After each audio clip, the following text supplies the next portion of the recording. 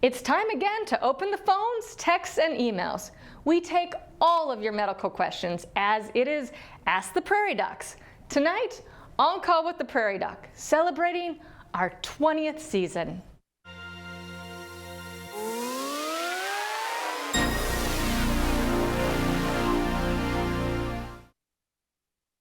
Hello, I'm tonight's Prairie Doc, Jill Kruse. This is the 20th season of our On Call with the Prairie Doc, providing truthful, tested, and timely medical information. Joining us tonight here on our studio on the South Dakota State University campus in Brookings is Dr. Daniel Reiffenerger of Brown Clinic in Watertown, South Dakota. And with us remotely is Dr. Robert Allison of Avera Medical Group, Pierre, South Dakota. Welcome. Thank you so much.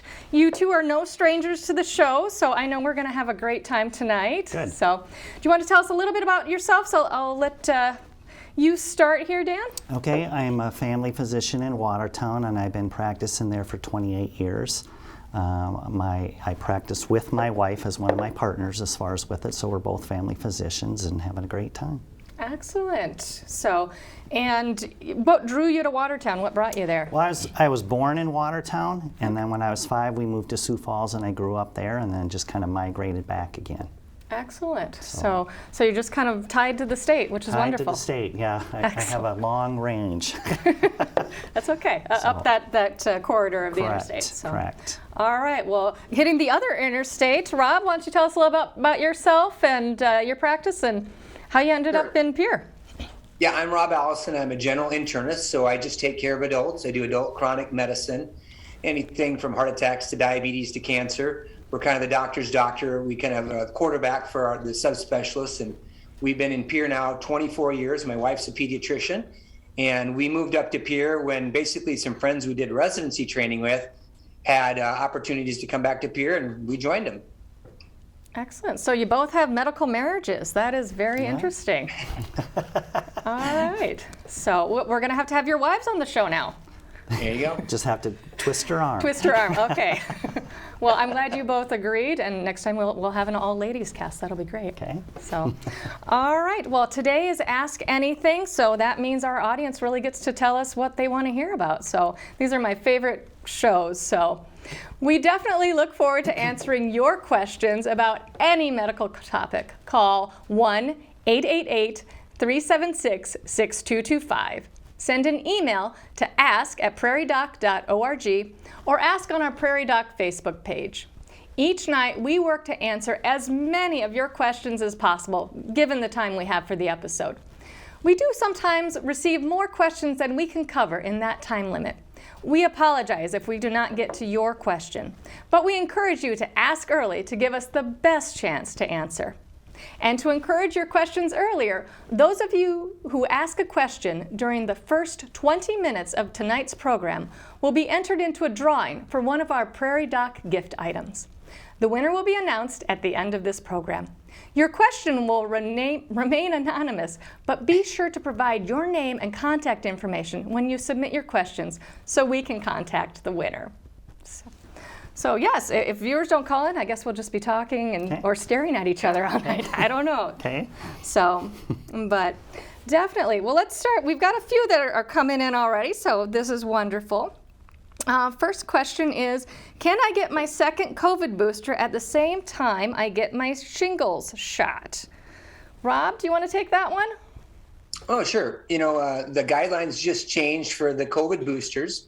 So we're all encouraging people to get their second booster shot. You've probably had your first and second real shot, and then the boosters to increase your immunity, especially in people who are immune compromised. There's really no limitation to getting vaccinations in groups. Our pediatricians do it all the time, except for maybe a sore arm on one side and a sore arm on another. Really, there's no contraindication to doing it, especially since the COVID vaccine, they're messenger RNA vaccines. They're very safe and they're very effective. All right, so no problem. You got 2 arms, you can get 2 shots at the same time. Not a big deal. Excellent. So I have another call that says, for 2 months I've had pain at the inside base of my left thumb. I think I may have injured it while I was using my hand to pound on the handle of my snow shovel. The pain is at its worst when I grab something tight, like a water glass. should I see a doctor? What do you think about that one, Dan? I'm going to say yes, and part of it is it could have been as an injury from the pounding to the bone. Part of it could have been anything of the tendon or ligament along the side for the gripping part with it. X-ray is going to at least help decide for sure whether or not there is something more involved with it, and at least kind of getting our hands on it to end up seeing, you know, what it truly is like to begin with goes a long way as far as to figure out how to help it. Yeah, so you can't come up with a good treatment plan if you don't have a good diagnosis. Correct. Definitely. Correct. All right. Well, another one for our weather here. I tried to catch myself while slipping on the ice, so this could have been a month ago or it could have been yesterday. And now I have a pain that runs down from my back side of my leg down to the bottom of the foot. What could that be? Rob, have you been running into slip and injuries? Yeah, I suppose if they didn't fall, you could have just strained the sacroiliac joint, or have some sciatica. Sciatic nerve kind of comes out of the back of the upper bottom, the gluteal cleft, if it's going straight down the back of your leg. If it crosses over to the front of your leg and you have weakness or any kind of sensation loss, you might be concerned about a disc, like a slipped disc, or an injury like that. So it really depends on the history to determine kind of where you go next. Start with maybe just some ice and heat and maybe an anti-inflammatory. And if after 10 days of some over-the-counter medications, if they're safe for you, then I probably would get looked at if it's still around. Would you have them start with their primary care doctor or jump to a specialist? Do they need to talk to a back surgeon or a neurosurgeon or orthopedic? Or? Yeah, I mean, most of those injuries are not medical emergencies. And so, yeah, definitely call your primary provider or the team that works with them, get looked at, get a good exam, and get a baseline and go from there. Excellent. Sounds good. A viewer from Mobridge's husband passed away from pancreatic cancer. That's the same thing that, unfortunately, Dr. Holm had. She's wondering if her children are at an increased risk for developing the same disease. Well, at least to my knowledge, I think there is a genetic factor with it. I just don't know to what percent or how much of an increase that would otherwise be. I don't know if you would have a I don't think I have much more to add to that. Yeah. But it definitely would, it's worth screening. There's no great test for pancreatic cancer. That's why it's so very difficult to find. We find it incidentally sometimes or with just, symptoms of weight loss. But definitely I would have the family screen. Genetic testing we don't usually recommend yet. And again, I agree with I don't know that there's a test that you should do ahead of time without really talking to your primary provider. Yeah, so. All right. So a caller from Madison asked, can you explain what Meniere's disease is and what treatments are available for it? It's kind of a grab bag. It's very frustrating to have, and it's very frustrating to try to treat. They're going to have typically going to have something more dizziness, lightheadedness, depending on how bad it can be, nausea, vomiting as far as with it. Over-the-counter treatments like meclizine can end up helping with things on it. There really isn't a good, straightforward treatment. It may end up helping to lessen it or have some mild improvement with it. Unfortunately, some of this is going to be, if we can lessen it and make it more tolerable, that's probably more the goal, because we're probably never ever going to get rid of it. Yeah, I would agree. That's usually what people complain about, a roaring noise in their ear. Sometimes we'll send people to an ear, nose, and throat doctor to see if there's anything that they can add to it. But drying out the inner ear with the antihistamines like the meclizine, sometimes that gives some relief. I think even some blood pressure medicines can be used, some diuretics can help a little bit at times, but it's very frustrating. Yeah, I've seen that used as well, but yeah, it is a difficult condition to deal with. So, a viewer is having some difficulty with their balance and tends to fall easily. They're wondering if there's a certain kind of exercise they can do that would improve their strength and balance. Yeah, when I talk to my older patients, I usually talk about balance in regards to quadriceps strengthening, using those muscles that are right on your lat muscles and getting them strong. And when most of the older people fall, if they don't use a walker or something, it's because of their quadriceps strength being an issue. I mean, balance is really tricky. Sometimes you can't see where you're walking. Sometimes you can't hear your feet. So it's really lots of different things at a time. But in regards to physical therapy, I think it's mainly the strengthening the quadriceps in the part of your legs. Yeah, physical therapy definitely can help, but this is one too where it can kind of be a grab bag. Why are they weak? Why are they unbalanced? What else is going on? What are the medications they're taking?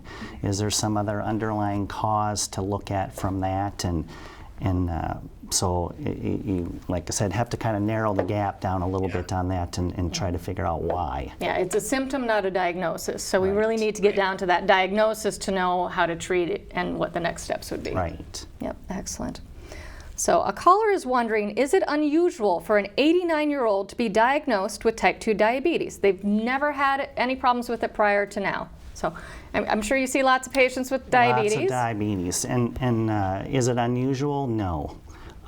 We can develop diabetes at any point. And part of it is if they're first 89 and having it, okay, knock on wood, that was probably a good thing as far as with it. But a lot of it too with our development of the diabetes is going to come with age. So the older we get, the more potential we're going to have for having anything with it. And controllable diet, exercise, all of those things still come into play. But yeah, any age it can come on at. I mean, we're talking birth to death. Right. Diabetes can come in. Right. So. Yep. All right. So a caller from T asks, how is a hiatal hernia treated in an 89-year-old patient? So again, we'll throw this one to our internist. Yeah, it's usually not treated. I mean, hiatal hernia is more a descriptive term. It's where the anatomy, the stomach kind of sneaks up through the diaphragm. Some people might have some chest discomfort, discomfort with belching and eating. They're very hard to fix because, trying to pull that stomach down into the stomach cavity, the abdominal cavity is risky. So in an 89-year-old, unless it's really changing a lot with their quality of life, I probably would not do that. Yeah, I know. I've seen lots of, and some of these can be what we call sliding hernias, where they kind of go up and then they can come back down. And, I know a lot of people have asked about surgery, and it's not really something that we do surgery for on. Yeah, if they were having symptoms of reflux or that acidy taste, okay, there are a lot of different options medication-wise that you can help alleviate symptoms. Okay, but the majority of the times this is just something they're going to have, and most are not going to have any issue or problem with it. Exactly. So, all right. So, a viewer from Miller, South Dakota was placed on Plaquenil for rheumatoid arthritis. He was warned that it could be hard on his eyes. Are you guys familiar with possible other side effects with this drug? So. Yeah, I think I will let you take that one, because honestly, I do not prescribe it. I don't either. Yeah, I mean, our rheumatology brethren, they like to prescribe Plaquenil. It suppresses the immune system. Hydroxychloroquine is its name. It does cause some corneal deposits. That's the main thing we do, and you're supposed to get a yearly eye exam. In regards to other side effects, I don't really have a laundry list either. I mean, usually the rheumatologists and the teams that put them together would give you more information. So if you're doing well, it's mainly just to pay attention to the routine maintenance and getting your eyes checked. Yeah, so sometimes we always have to talk about the cost benefit. What's the benefit? What's the cost? Is there something we need to worry about? Is any damage to the eyes maybe minimal compared to the damage from the arthritis if it prevents you from being in your own home? I mean, so these are all individual treatments. There's not a one-size-fits-all for any patient. Right. So. All right. So a Facebook viewer is wondering, what are the causes for low vitamin B12? And is wondering if there's other recommendations for adding a daily vitamin. Is there a certain vitamin they should, multivitamin, or certain vitamins they should add? Well, at least when it comes to being low on B12, no other vitamin is going to cover it unless it's B12. So the most effective is still going to be as an injection or a shot. You can get oral B12. At least to my knowledge, not as effective as what the shot would otherwise be. But a lot of it is going to come from difficulty with absorption. We're not going to be as effective, especially as we get older. We're going to lose that ability for the absorption part with it, and so it can be much more common over time. And what sort of things are people seeing when they have a low B12? What would be the symptoms of that? Well, they're going to be anemic or have a low hemoglobin, so a lot of them are going to come in because they were tired, short of breath, just don't have the energy to do things that they used to do. That's at least one of the bigger ones. All right. So. And then there's the neuropathy you sometimes get with B12 If it progresses, deficiency. you're right. Yeah, so we'll check a B12 folate just to make sure we have an easy answer. Again, he's absolutely right in regards to gastric absorption. Although I've had some people successfully use oral B12. I think initially the people who couldn't get in or couldn't be reliable, the B12 injections were a guarantee for delivery. But we use a majority of B12 injections in Pierre as well. Yeah, and that's just one shot once a month usually to cover it. Yeah. So it's not like you're getting a shot every day. No. All right, excellent. Well, being physically active and keeping an eye on what you eat is an important part of an active, healthy lifestyle. Our in-studio guest tonight, Dr. Reiffenerger, talked with Prairie Doc reporter Carter Schmidt about a wellness program he designed. Dr. Dan Reiffenerger is a family physician at Brown Clinic in Watertown. The Strive to Survive program was an idea that he originally came up with about 25 years ago. It was a wellness program designed to incorporate both exercise and diet. Okay, about 13 years ago, the dietitian and I, Kelsey Ramel, that we had at the clinic, developed it more here, where it was a 12-week program where we would meet every other week, and then the other visits, the other weeks, were online. But we would have instructions on different exercises to work on, dietary tips, cholesterol management, shoes to wear, because we'd have a podiatrist speak. We've had other physicians that would speak and talk about their aspect of weight loss and program and everything else with it. They've had patients who are teenagers up to an 84-year-old take part in the program. The biggest thing is encouraging everyone to get moving. That was the bottom line, to get moving. And Kelsey's role was, okay, how do we end up making better choices dietary-wise, substitute for one thing to another? Because the majority of people that were coming into the program, their main issue was they wanted to lose weight. It's a 12-week program during which they meet in person part of the time to discuss nutrition and exercise. How to do them, how to go about, how we pick them, which ones may work better for them. So 6 of those 12 were in person. The need for this program was prevalent through Reiffenerger's visits with patients. I see patients every day where, I lose count how many times I'm telling people we need to work on the diet and the activity part of it. It's not all medications or I can't fix it just like that. You have to be able to be a participant in it. So that was what was the one thing that was probably the most important on this. They were able to participate and figure out what kind of progress they were making on things with it to do. Progress that is noticeable and shows people are achieving their health goals. We had several people that, weren't even going walking, and the next thing you know, a couple months down the road after the program, they're running their first 5K run and everything else with it. So that was what was fun to see, is they took it and they tried to make improvements on their own for their own health.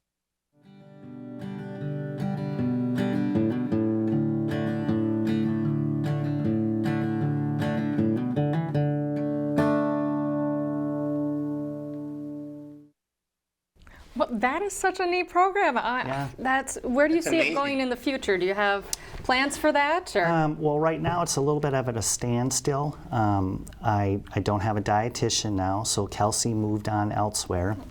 I've been in talks with her. We may still end up getting together to try to keep going on this. We had talked about even writing a book in relationship to this, so I don't know where that will end up as far as with it. But it really was and does take both diet and exercise both. If somebody thinks they can do it with one without the other, they're just kidding themselves.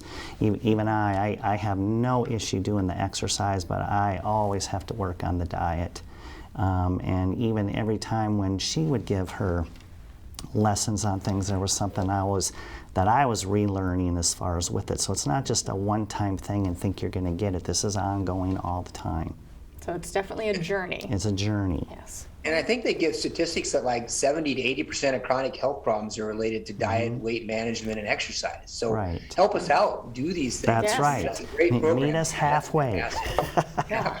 I mean, so that's something patient can take into their own hands and say, this is what I'm going to do Right. to take some control about how I'm feeling. Right, and a lot of them, they just needed that little jump start and encouragement to keep going, and then they could keep coming back all the time with any of the other continued lessons or courses we'd have, and we'd have someone coming in 2, 3, 4 different times on the same thing with it, because same thing, they're learning something different every time and keep expanding on it. Well, and I would think the accountability and camaraderie-ship of meeting in person with a group Right. would really help make all the difference than Right. trying to do it on your own. I mean, Right. anyone can read a book or watch a video, Right. but We've even had some that had been into the class became their workout buddies, where they're getting up at 5 o'clock in the morning, and one of them's calling the other one to make sure they're up and they're hitting it and then where they're going. So they may not have been doing it together, and especially with some of this on COVID too, but they may not have been able to do it together, but they were keeping each other accountable and helping the other one out, which is always easier when you're trying to do it with somebody else. so definitely the power of connection. Right. So excellent. All right. Well, a caller from Canton asks, I've had multiple back surgeries and now have the diagnosis of a separated SI joint. And I'm also experiencing difficulty standing and walking. What treatments and or therapies would be available for this? Yeah, Well- chronic advanced back disease is a tough one. I mean, you really Right. need a team to manage that. Once you touch the spine and change the natural anatomy, really it's difficult because everything shifts and you start changing the way you bear weight and how you care for yourself. So that really has to come primarily from a specialist to give you those instructions and a dedicated physical therapy team. I don't think a primary care doctor in general is equipped. I know I'm not equipped necessarily to give that advice. So that's a definite referral in my opinion. So that's a different Prairie Doc show. Right, and part of it, like you said too, is a referral. So again, I would consider us as one of the team on there to try to help. Okay, who do we get you lined up with, and therapy under their direction as far as with it, because it's not some simple thing that's going to be taken care of. All right. A caller from Iowa asks, I have had an itchy rash that started on my arm and has spread to other parts of the body over the past 2 to 3 months. Over-the-counter and prescription medications have not worked thus far. What are possible next steps for treatment? Need to see it. Exactly. This is definitely one need to see. Yeah. And having a good look at it to try to figure out, and then history, new clothes, new detergents, where are you having it at? Does anybody else in the family, if there are other ones there, are they having anything similar? If all else fails and they have tried an arsenal of different antihistamines or over-the-counter creams, think about even taking a biopsy. Is this some simple rash or not simple rash, and where do we head from there? Yeah, there's definitely with rashes, you've got to see it to know where to go with it. So definitely an interesting thing. I love a good rash, though. That was always my favorite thing to try to diagnose and detective sleuth on. So yes, I mean skin scrapings to check for fungal infections. If it's a weird ringworm that's not responding, because if you don't have the right cream, you're not going to get the right result. Right. So, all right. So I'll never forget I was in medical school, and the professor asked, what's the most common reason a medication didn't work? And we were coming up with all patient's not taking it right, or, something's not, we had all of these ideas, and he stopped us. He said, no, you have the wrong diagnosis. Correct. So sometimes you need to step back, and sometimes a fresh set of eyes, a second opinion, is always a good thing. And if you've tried other things and they've tried other things, okay, then that's where I'm going to get the dermatologist involved and go from there. Yep, because they've seen all the strange ones. Right. All right, sounds good. A Rapid City viewer has been prescribed oxycodone since the 1980s and has never had any addictive issues. Yet he still has to undergo dependency screening with each prescription. He's wondering if there's a way to screen for a predisposition to drug addiction. No, I don't know that there's a way to screen. There are people who are genetically more sensitive to certain medications, but that's kind of a testing we can do. I mean, they've done some of that in regards to pain management for surgeries to know how people respond to narcotics, but nothing really for dependence that I know of. And, you know, it's best practices to have a good conversation with people who have chronic health problems to address, you know, reduction of medication, side effects, risks. And so it sounds like the provider's doing a good job, but I don't think it's really something you can test genetically and explain or try to, you know, get away from doing additional testing based on your genetic panel. And I would say too, this just because of the current time period, okay, we have to be much more careful about what we're prescribing and who we're prescribing it to, and that's why anything urine drug screens and closer monitoring with it to make sure, okay, are we helping you or are we creating something else as far as with it? So, you know, especially with the hydrocodone problem and any of the narcotics as far as with it, this is all more from a safety standpoint for both. Yeah, and dependence can happen with just a few dosages of some small medications. And so we're trying to be better in the emergency room. We're trying to be better in the orthopedic clinics. We're not doing this to be punitive. We're doing this to make sure we don't cause a dependence and then have to work to get people off these medications. Right.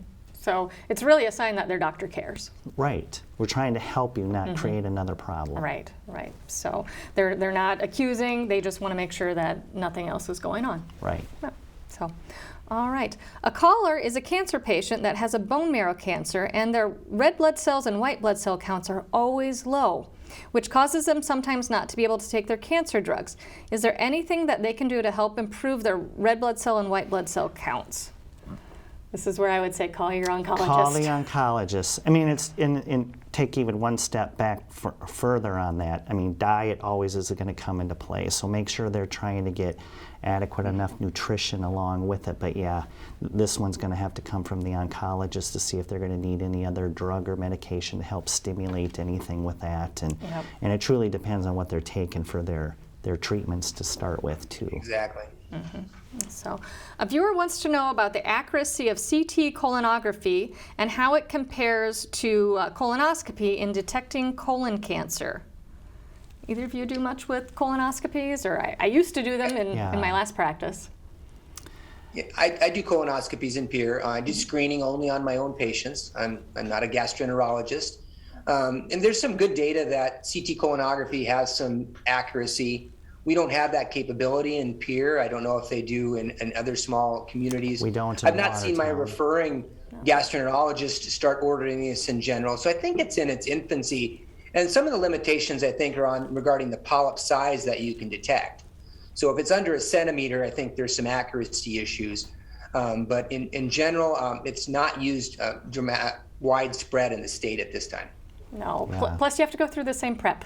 So it's not really getting you out of the worst part of the colonoscopy. Right. You don't even get the good nap at the end. Right. And, you know, and then you can't do the biopsy. You don't have the tissue. correct. If you Then need it. you're going to go back again to For have second. it removed. So yes. Yeah, so, all right. Speaking of GI tract, a viewer was recently diagnosed with diverticulosis and told by her GI doctor to add fiber to her diet.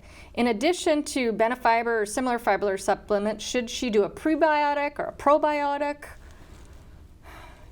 Guys have any strong feelings on that? Well, this is where I'd say in the long run, I don't really think it's going to hurt, but I'm not sure it's really going to help with anything of that. The fiber in and of itself and diet are going to be your best advocate as far as helping for improvement on that. But like I said, I don't think it's going to hurt anything. Yeah, But that's I my don't know how practice much it'll style too. help. I use fiber, but I think there's been some recent articles that fiber doesn't necessarily do dramatic improvement either. Again, it goes back to having a good, plant-based diet, being healthy, doing all that. The probiotics, I really focus more on kind of a different concept of diarrhea, more upper GI complaints in particular, because really you're repopulating the colon bacteria. And the problem with diverticular disease is usually food or particulate getting stuck in these little caves and potentially causing infection. So I don't think the probiotics necessarily are going to help. They're not going to hurt. But it's more just being more regular with your intake to prevent problems. And she also asked, is this condition reversible? I mean, or is the fiber just keeping it from getting worse?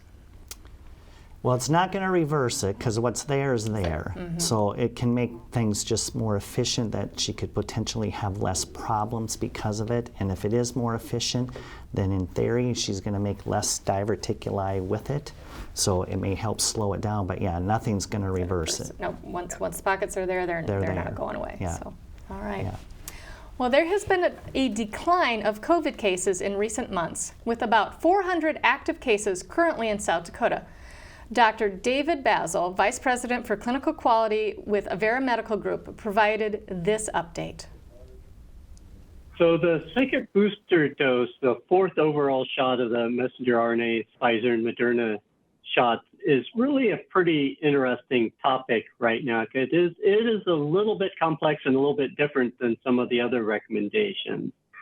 And so what the FDA and the CDC came out and said is that those 50 and older may get that fourth shot. And then they kind of gave some gradation of strength of recommendation. And so basically those that are at higher risk are a stronger recommendation to go ahead and get that fourth booster dose. And the reason why this is a little complex is that we're playing a little bit of a guessing game of when the next surge is going to be, because we've learned through the last several shots that the COVID vaccines really protect against severe disease pretty well, but there starts to be some breakdown in the older and higher risk groups after 3 to 6 months.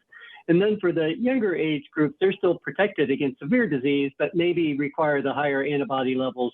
So we have seen a very clear and very steep drop in hospitalization rates over the last few weeks, from peaking above 200 back in February to now even down less than 20 now. So we're at levels where we were last summer, when we were at a pretty low level. And so that's great. Part of it's due to, all of the vaccination efforts and boosting efforts and getting people protected. And then the other part of it is just Omicron came through and just infected so many people so quickly that it burned itself out. Unfortunately, that caused a lot of hospitalizations and a lot of deaths, but we got through it and are coming back out the other side. There's a lot of discussions, and a lot is up in the air right now, because the funding for a lot of these public health emergency things are starting to expire. Testing is probably the prime example. And so certainly if you have insurance, it should still be pretty well covered at this point. Without insurance, it does get to be a little bit more tricky. Probably the best option still is, at this point, is the home test kits. And so you can still get those free through the federal website and everything. And I think it's like 8 tests per family that you can still sign up for and get it. In addition to multiple places around our communities, you can still pick up some of those free tests. And now the free tests aren't perfect, but they're pretty good, and they're certainly better than not testing. Sometime here in April or May, we're going to be getting more data about the pediatric vaccines down to younger age groups, and we think that the FDA and the CDC will be looking at that data here later this spring, and so there may be some more announcements coming about being able to vaccinate even younger children, and so that'll be another important development to watch as we move forward here.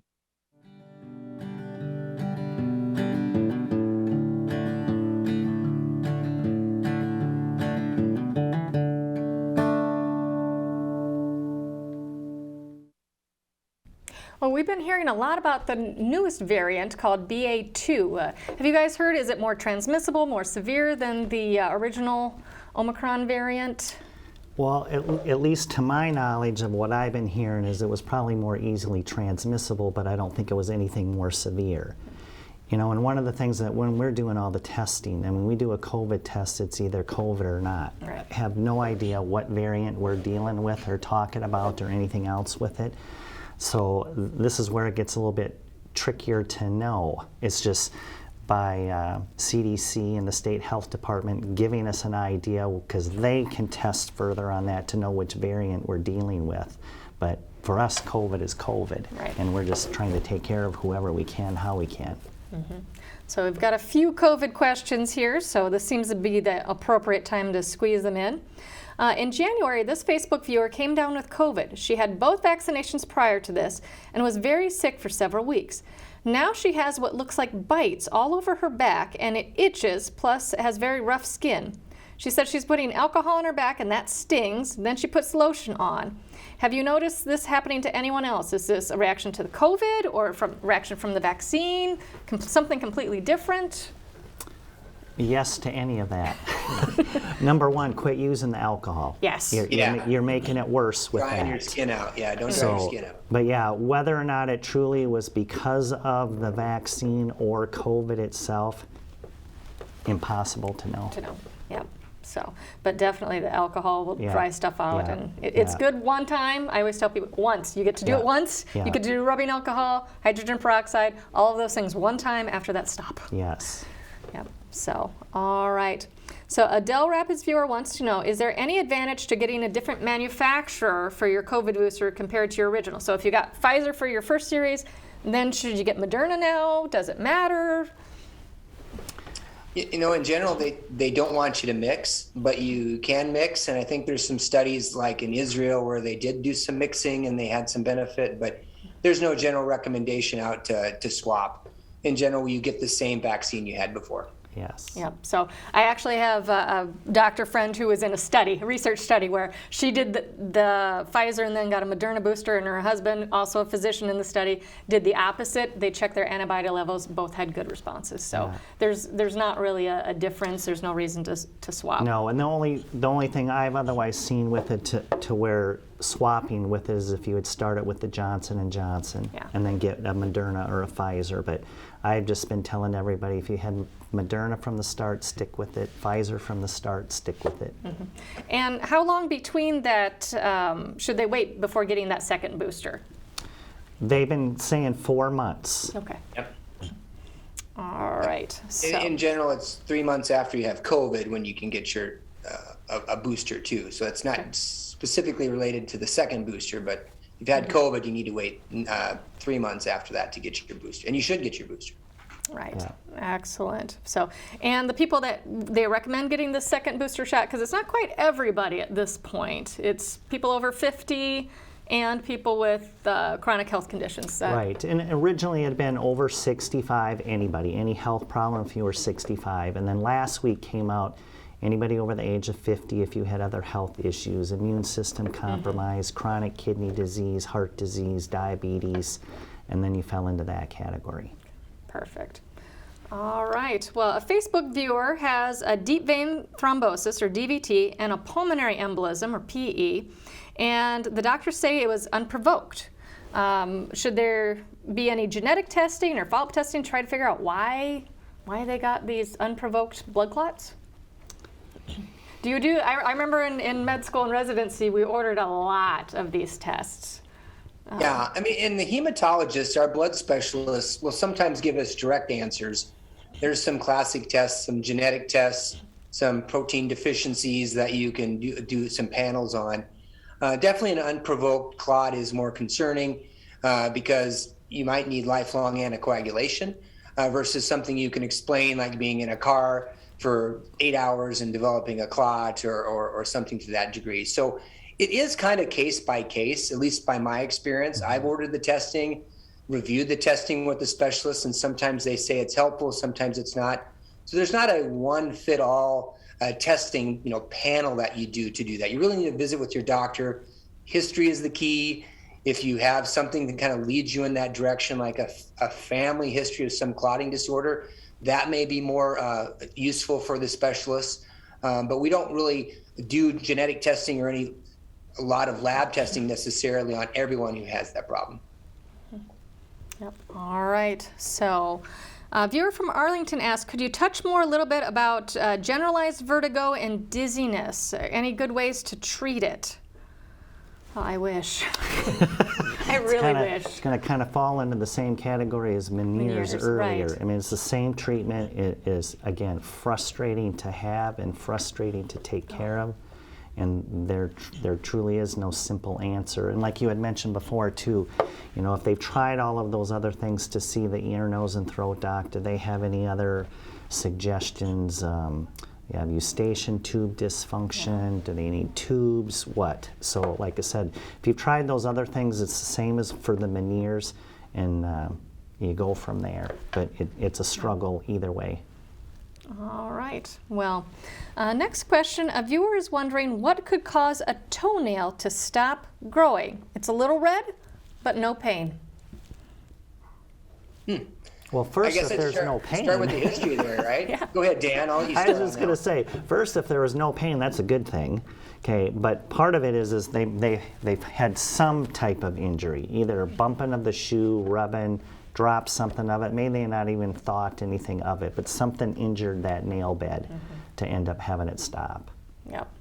So, Yeah, there's usually something that you can go back to, and sometimes there'll be like a little ridge there that you can see when it's kind of growing out, and you'll feel that. So toenails are slow to grow. Especially if it's just one toe too. Yeah. I mean, if it was like all your nails or your toes, you might think of something that's a systemic. right. Different story then, yes. Yep, would there be some vitamin deficiency or something Right, going on with, right. with that? Yep, so, all right. Well, a viewer has been using a CPAP device for the last 2 months, and the last 3 to 4 weeks, his eyes are really sore, watery, and puffy.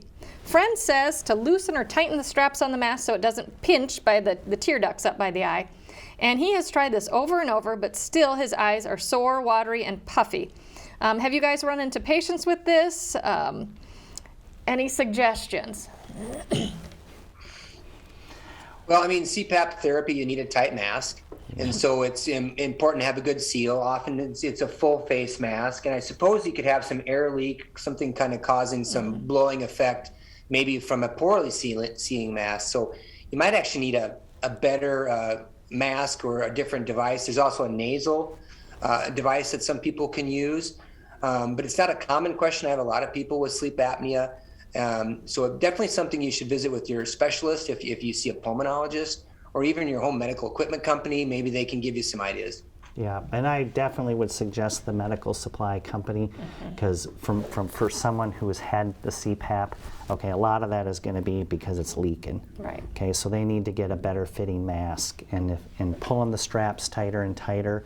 If it's the mask itself, all you're going to do is leave more marks, but you're not changing the structure of the mask. So And those masks can break down too over time. correct, and they Sometimes need to be you have an old replaced mask. as far as often enough with it too, because they'll start losing that pliability with it too and leak more. All right, so several months ago, a viewer's husband had an elevated PSA and it was determined that he had prostate cancer. A month ago, a test was done to see if the cancer had spread, and thankfully it had not. At the end of this month, he has an appointment to determine the treatment. Her concern is that when treatment starts, it's been 3 months after his test. Could it have spread in those 3 months? Would you reassure her with this, with prostate cancer and knowing kind of how slow that generally grows? Yeah, I would reassure more at that. Typically it is slow. Now, there are always exceptions as far as with it. In general, the younger you are when you develop prostate cancer, in theory, the more aggressive it can be. But when it comes to coming up with a true treatment, you want to make sure you're having an adequate and one appropriate for that patient, and it does take some time. But no, it shouldn't have to, in that time period, really worry about anything advancing or spreading from that. Yeah, every cancer is different in how it acts, but we know prostate cancer tends to be one of the slower growing ones. So Right. yeah, I wouldn't be concerned if it were my father that were getting this diagnosis and going through that amount of time Right. for getting stuff lined up. So I don't think that that's anything really to be concerned about. No. And again, if you have these concerns, talk to your doctor and say, Yes. hey, I'm worried about this. Please put my mind at ease. Yes. Reassure me. So we love to do that. We don't like patients to have questions. So very last question, then we've got them all.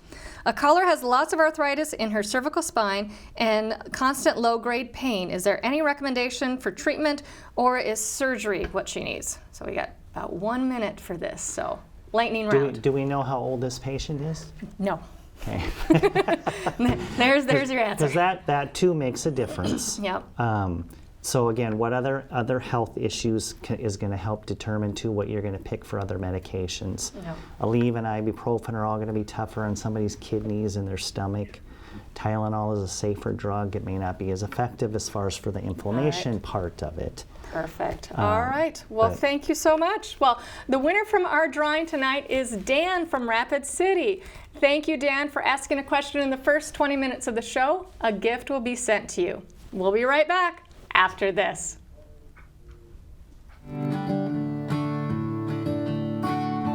We feel privileged to have had the honor of creating a legacy of service through the Prairie Doc organization. It has been our desire and goal to share health information that is not influenced by marketing or sales, but rather is based on science. We'd like to introduce our team of Prairie Docs, each committed to this mission. Family physicians Andrew Ellsworth, Deb Johnston, and Jill Kruse, along with internist Kelly Evans, all of Brookings, South Dakota. Thanks to them, we've been given the ability to pass the torch so that this legacy may continue beyond my time on this earth. While I enjoy visiting with my colleagues who are specialists, I love it when the on-call show topic is Ask Anything. The shows with specialists have exciting topics where we get to dive in and explore the depths of a particular condition. However, there is something to say about the breadth of knowledge that a family medicine physician is expected to have.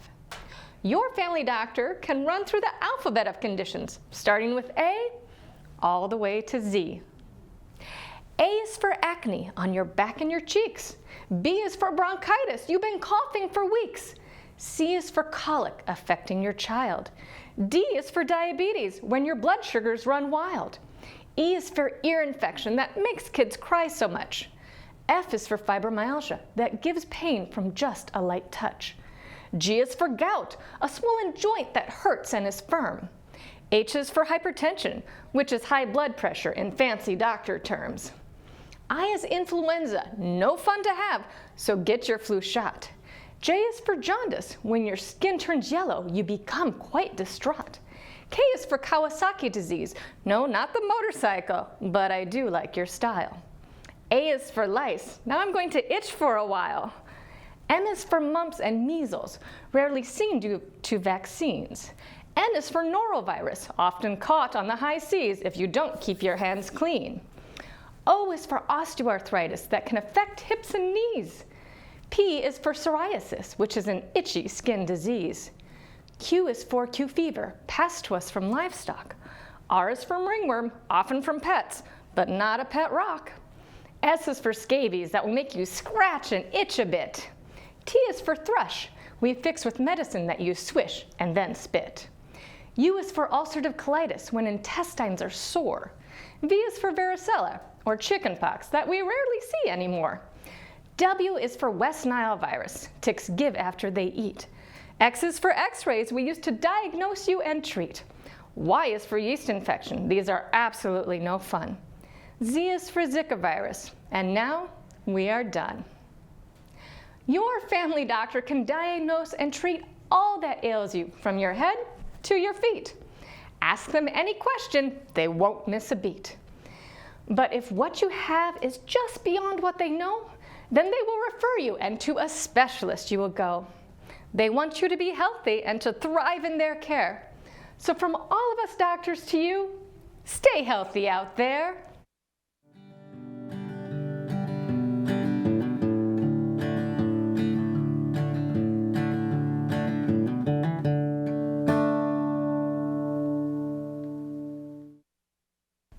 A heartfelt thank you to our guests, Dan and Rob, for volunteering their time to help us answer our viewers' medical questions. If you would like to see and hear more episodes of this program, please like and follow us on Facebook and YouTube, or visit us at prairiedoc.org. Look for Prairie Doc Perspectives in your local newspaper, and be sure to look for this podcast of this program, Prairie Doc On Call, wherever you get your podcasts.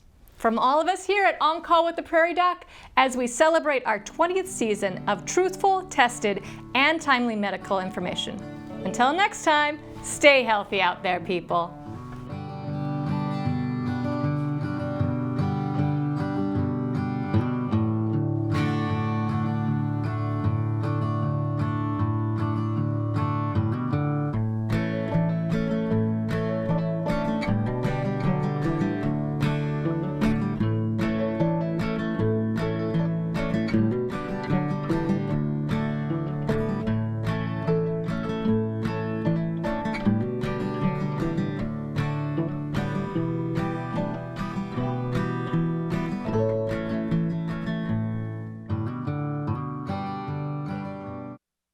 In 1887, Dr. Jean-Martin Charcot observed that traumatic experience could lead to attacks that might happen years later, living with PTSD and past trauma. Next time, On Call with the Prairie Doc, celebrating our 20th season.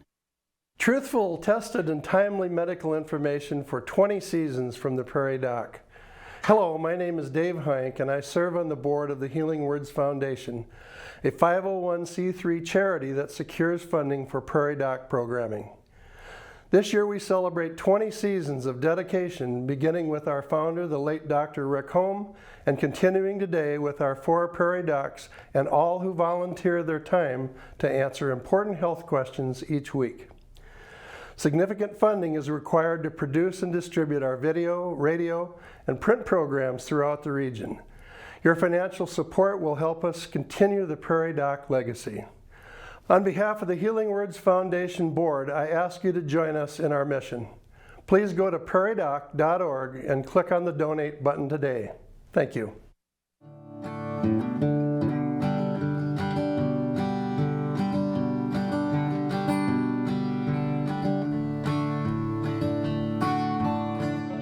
Major funding for On Call with the Prairie Doc has been provided by Avera is a proud sponsor of On Call with the Prairie Doc on South Dakota Public Broadcasting. Larson Manufacturing is proud to support On Call with the Prairie Doc as it continues to open doors for important medical information.